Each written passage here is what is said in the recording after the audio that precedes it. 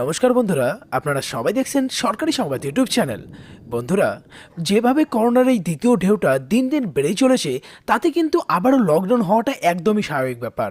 তার কারণ কিছুক্ষণ আগেই কিন্তু আমাদের রাজ্যের মুখ্যমন্ত্রী মমতা বন্দ্যোপাধ্যায় লকডাউনের কথা ঘোষণা করেন। হ্যাঁ বন্ধুরা, এবার কিন্তু মমতা সরকারও একদম পরিষ্কারভাবে জানিয়ে দিল যে পশ্চিমবঙ্গে আবারও লকডাউন হতে চলেছে। এরই সাথে কিন্তু পশ্চিমবঙ্গের বিভিন্ন জেলায় আবারও নাইট কারফিউ জারি হতে চলেছে। তো এবার কথা হচ্ছে যে কবে কবে লকডাউন হতে চলেছে, এরই সাথে কোন কোন জেলায় আর কোন কোন জায়গায় নাইট কারফিউ শুরু হতে চলেছে। তো এই সমস্ত কিছু জানতে হলে কিন্তু অবশ্যই ভিডিওটিকে প্রথম থেকে শেষ পর্যন্ত দেখবেন। তবে তার আগে আপনাদের কাছে একটা ছোট্ট অনুরোধ আছে যে এই ধরনের দরকারি আর গুরুত্বপূর্ণ খবর যদি প্রতিদিন পেতে চান, তাহলে কিন্তু অবশ্যই সবার আগে ভিডিওটিকে একটি লাইক করবেন।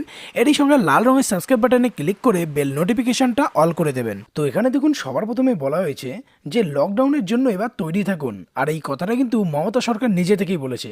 দেখুন, পরিষ্কার করে বলে দিয়েছে যে সাফ জানালেন মুখ্যমন্ত্রী। দেখুন, এখানে পরিষ্কারভাবে বিস্তারিত লেখা আছে যে আশঙ্কাই ছিল পরিসংখ্যান মেনে সত্যিও হয়ে গেল তা।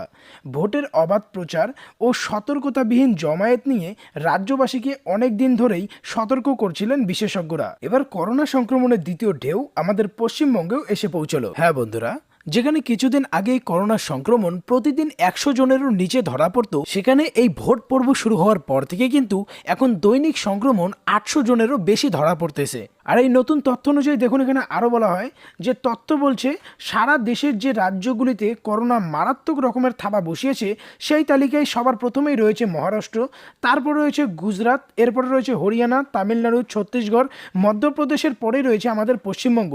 তবে পশ্চিমবঙ্গের দুইটি জেলা আলাদা করে বলা হয়েছে যেখানে করোনা সংক্রমণ সব থেকে বেশি, সেটা হচ্ছে উত্তর 24 পরগনা ও কলকাতা।